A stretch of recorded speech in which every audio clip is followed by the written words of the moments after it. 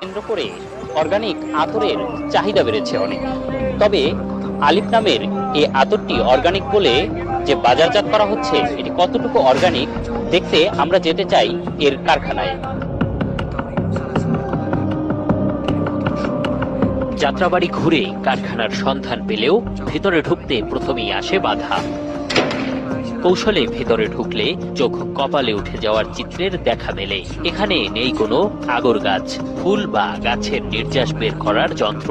Drum ভর্তি ছড়িয়ে দিতে এখানেই করা হয় প্যাকেজিং।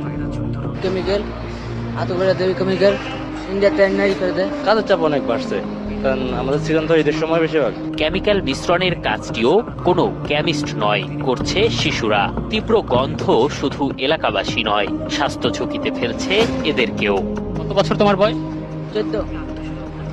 কয় টাকা বেতন পাওয়ার কি করতে হয় এখানে? 9100 টাকা বেতন এখানে বল লাগানো হয়।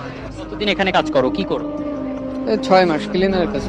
জানতে চাইলে কারখানার ম্যানেজারও স্বীকার করেন, শুধু কেমিক্যাল দিয়েই তৈরি হয় আলিফ নামের এ আতর। কেমিক্যাল সম্পূর্ণ তো মনে করেন বাইরে থেকে হয়ে আসি।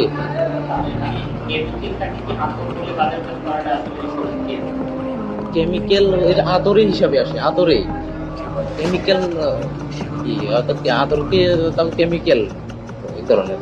কেমিক্যাল ভিত্তিক এ সুগন্ধি শুধু স্বাস্থ্য ঝুঁকিতে ফেলছে না, কষ্টের ইবাদতকেও নষ্ট করে দিতে পারে বলে জানালেন এ ইসলামিক বিশ্লেষক। কেমিক্যাল দিয়ে ব্যবহার করা হয়, এগুলো কখনো কখনো প্রকারান্তরে দেখা যায় যে এগুলো ওই পারফিউমের চাইতেও বেশি ক্ষতিকর হতে পারে। অ্যালকোহল দেওয়া আছে, এটার কারণেই মূলত নামাজের যে ক্ষতিটা হয়, এই ক্ষতির কারণেই ওলামায়ে কেরাম নিষেধ করে থাকেন। বিভিন্ন গাছপালা এবং ফুল থেকে নির্যাসে তৈরি হয় হালাল আতর।